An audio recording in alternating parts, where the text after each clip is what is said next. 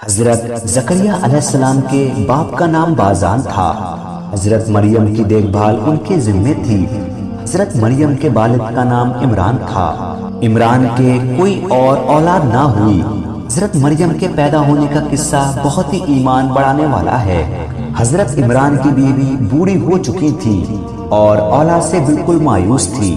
ایک دن بیوی نے ایک چڑیا دیکھی۔ اس نے اپنے انڈے کو توڑا تو اس میں سے ایک بچہ نکل کر باہر آیا۔ یہ دیکھ کر انہیں اولاد کی بڑی چاہ ہوئی۔ انہوں نے خدا سے دعا مانگی۔ خدا کی قدرت سے ان کے حمل رہ گیا۔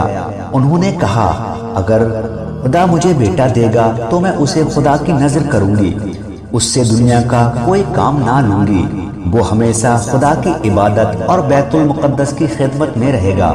جب حضرت مریم پیدا ہوئی تو ان کی ماں بہت اداس ہوئی اور کہا، خدایا یہ تو بیٹی ہے، بیٹی بیت المقدس کی خدمت کے لائق نہیں ہوتی۔ میں نے اس کا نام مریم رکھا، تو اسے اور اس کی اولاد کو شیطان سے اپنی پناہ میں رکھ۔ پھر حضرت مریم کو بیت المقدس کے عالموں کے پاس لے گئی۔ اس زمانے میں حضرت زکریا خدا کے پیغمبر تھے۔ انہوں نے کہا کہ اس کی خالہ میرے قبیلہ سے ہیں، اس لیے مجھے سب سے زیادہ حق پہنچتا ہے کہ میں اس کی پرورش کروں۔ لیکن لوگ اس پر راضی نہ تھے۔ ہر ایک چاہتا تھا کہ مریم کی پرورش میں کروں۔ جب جھگڑا زیادہ بڑھا تو طے ہوا کہ چٹھی ڈالی جائے۔ چٹھی جس کے نام سے نکلے وہی مریم کی پرورش کرے۔ لوہے کی قلموں پر جس سے تورات لکھتے تھے ہر ایک کا نام لکھا گیا، اور یہ طے ہوا کہ جس کا قلم پانی میں نہ ڈوبے وہی مریم کی سرپرستی کرے گا۔ 3 بار قلم پانی میں ڈالا گیا۔ ہر بار زکریا کا قلم تیرتا رہا اور دوسرے لوگوں کے نام کے قلم پانی میں ڈوب گئے۔ اس طرح حضرت زکریا علیہ السلام حضرت مریم علیہ السلام کی پرورش اور سرپرستی کے ذمہ دار ٹھہرے۔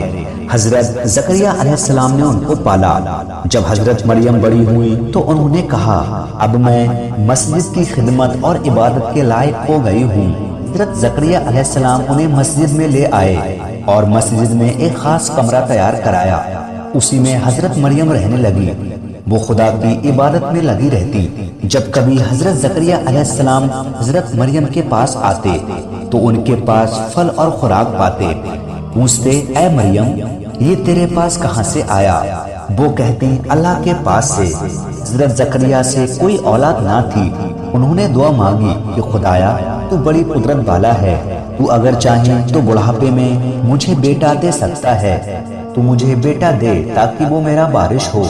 خدا نے ان کی دعا سن لی۔ ایک دن حضرت زکریا علیہ السلام محراب میں عبادت کر رہے تھے کہ فرشتے نے پکار کر کہا، اے زکریا خدا تجھے ایک بیٹے کی خوشخبری دیتا ہے جس کا نام یحییٰ ہوگا۔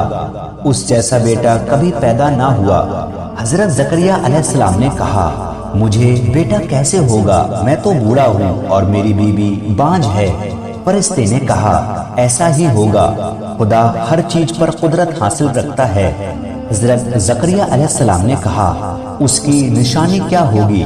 فرشتے نے کہا کہ تم 3 دن تک لوگوں سے بات نہ کر سکو گے، صرف اشارے سے بات کر سکتے ہو۔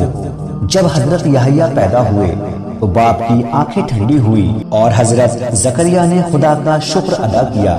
حضرت یحییٰ علیہ السلام میں بچپن سے ہی بزرگوں کی علامتیں پائی جاتی تھی۔ ابھی وہ 4 سال کے تھے کہ لڑکوں کے پاس سے گزرے۔ لڑکوں نے کہا، اے یحییٰ آؤ ہم سب مل کر کھیلیں۔ انہوں نے کہا، خدا نے مجھے کھیلنے کے لیے پیدا نہیں کیا ہے۔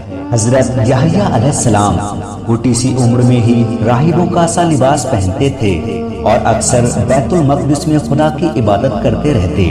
اکثر آپ کی آنکھوں سے آنسو بہتے رہتے تھے اور جب دوزخ کا حال سنتے تو خوف کے مارے بے ہوش ہو جاتے تھے۔